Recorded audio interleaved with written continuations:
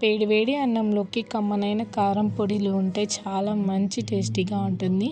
ఈరోజైతే 2 రకాల కారం పొడి రెసిపీలను షేర్ చేసుకుందాం. అందులో ఫస్ట్‌ది పల్లీల కారం పొడి. దానికోసం పల్లీల్ని ఇలా వేయించుకుందాం.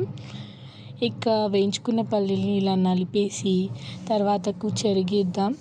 ఇలా చెరిగిన తర్వాత మనం దీన్ని రోట్లో నూరుకుందాం. రోలు అయితే ముందుగా శుభ్రం చేసుకొని దాంట్లోకి వేయించుకున్న పల్లీలను అయితే వేసేద్దాం. మధ్య మధ్యలో మా చిట్టి తల్లి చూడండి ఎంతలా డిస్టర్బ్ చేయాలని ట్రై చేస్తుందో. తనకు కొన్ని పల్లీలను పెట్టని అమ్మను అడుగుతూ ఉంది.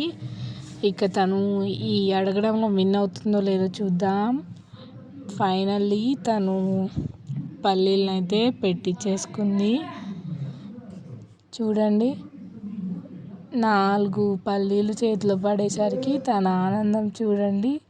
కట్టలు తెంచుకొని పొంగి పొర్లిపోతుంది ఏదో ప్రపంచాన్ని సాధించినట్లు.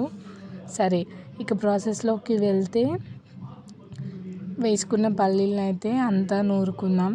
కాస్త నూరిన తర్వాత మన టేస్ట్కి సరిపడా కారం వేసుకుందాం. కొంతమంది కారం ఎక్కువగా తింటారు, కొంతమంది తక్కువగా తింటారు. అది మన టేస్ట్.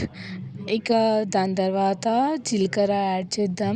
జీలకర్రనే ఇక్కడ అస్సలైన టేస్ట్ ఇచ్చేది. కారం పొడులకి జీలకర్ర అనే చెప్పాలి. దాని తర్వాత ఉప్పు కూడా వేసేసి ఒక్కసారి నూరుకుందాం. ఈసారి మా చిట్టి తల్లి చింతపండు వేయాలని ట్రై చేస్తుంది.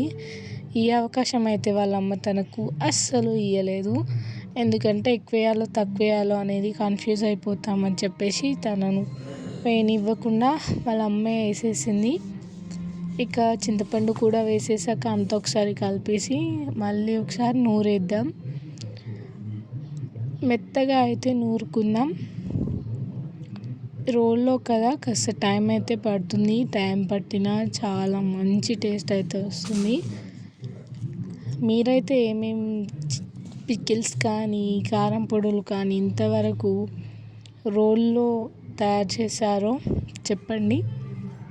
ఇక దాని తర్వాత ఇదిగోండి ఒకసారి అంతా కలిపేసుకొని నూరుకున్న తర్వాత చివరిగా ఒక బౌల్ తీసుకొని దాంట్లోకి మన కారం పొడిని షిఫ్ట్ చేయడమే. ఇక పల్లీల కారం పొడి రెడీ.